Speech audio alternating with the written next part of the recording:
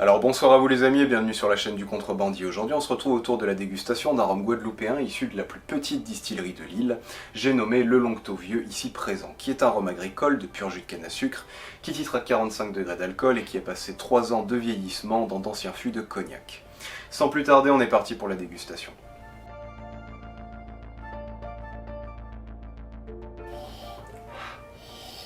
Donc tout de suite le nez, on arrive sur un profil guadeloupéen classique avec énormément de fruits, une belle rondeur, un côté presque un tout petit peu sucré.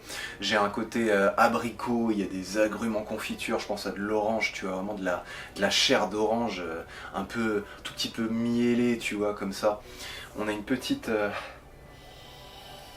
pointe d'acidité avec de la pomme verte, c'est légèrement végétal, il y a du jus de canne très légèrement poivré mais vraiment présent, tu vois, qui accompagne ce registre fruité. On a une petite touche aussi très légèrement sur de la menthe, tu vois, quelque chose qui viendrait un petit peu rafraîchir tout ça.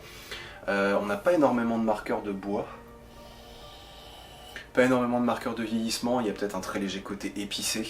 Je disais du poivre, mais ça se limite pas à ça, il y a quelques épices qui se battent en duel. Un léger côté vanillé qui vient arrondir le tout. Pour une bouteille à 40 balles, on est sur un nez qui est franchement équilibré. Même s'il est pas extrêmement complexe, il est bien fait.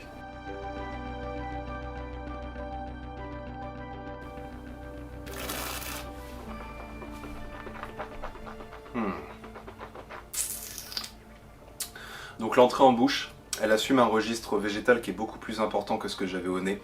On arrive tout de suite sur une grosse gourmandise de jus de canne, un tout petit peu poivré avec des notes un tout petit peu fermentées, tu sais, des plantes un tout petit peu sèches.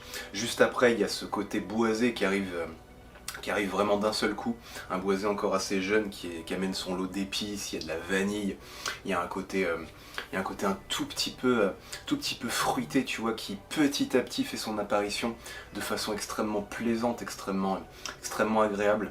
Là on a vraiment le côté abricot, presque jus d'abricot, tu vois, limite comme si le boisé il était gorgé de jus d'abricot, et du coup tu as cette espèce de gourmandise comme ça qui se déploie, c'est extrêmement bien foutu.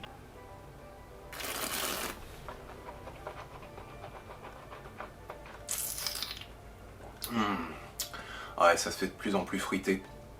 On a renoué vraiment avec ce côté agrume, mais là on serait plus sur du zeste, tu vois, quelque chose d'un tout petit peu amer, mais vraiment très plaisant, parce qu'en fait il y a une telle rondeur, un tel sentiment en fait de gourmandise, que si c'est pas accompagné justement par cette petite amertume et ce côté un tout petit peu asséchant, en plus il y a le boisé, tu vois, il y a cette espèce d'équilibre, on est sur quelque chose de très simple mais de très efficace. C'est vraiment bien construit. Ça t'amène progressivement une petite chaleur comme ça. On serait sur un registre légèrement torréfié avec des amandes grillées, ce genre de choses. C'est vraiment plaisant comme bouche.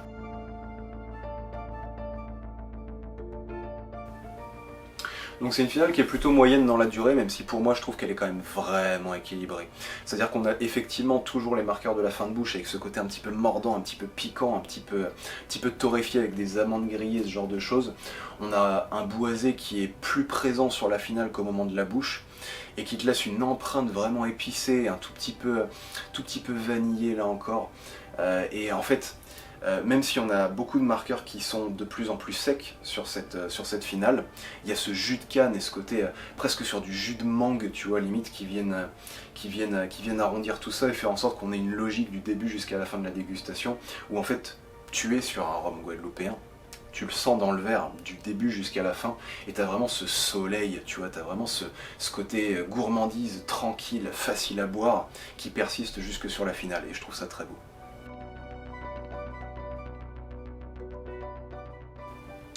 Donc en termes de prix, voilà, on est aux alentours de 40 € la bouteille. Pour moi c'est un prix qui vaut largement le détour pour ce que c'est, hein. On a vraiment une salade de fruits guadeloupéenne, vraiment un concentré de gourmandise, de soleil, de bonne humeur et puis de douceur, tu vois, il n'y a pas de marqueur comme ce que tu peux avoir sur certains rhums martiniquais où tu vas avoir vraiment des notes très sèches, tu vois, pour des rhums qui sont parfois très jeunes. Là on a vraiment ce côté onctueux qui plaira à beaucoup de palais, qui plaira même à des gens qui ne sont pas forcément à la base amateurs de rhum agricole parce qu'ils ne connaissent que les martiniquais. Je pense que s'il était aux alentours de 50 euros, je partais pour un 14, mais à 40 euros, franchement, ça vaut largement le détour. Donc je vais partir sur un 16 sur 20, clair, neutre, précis.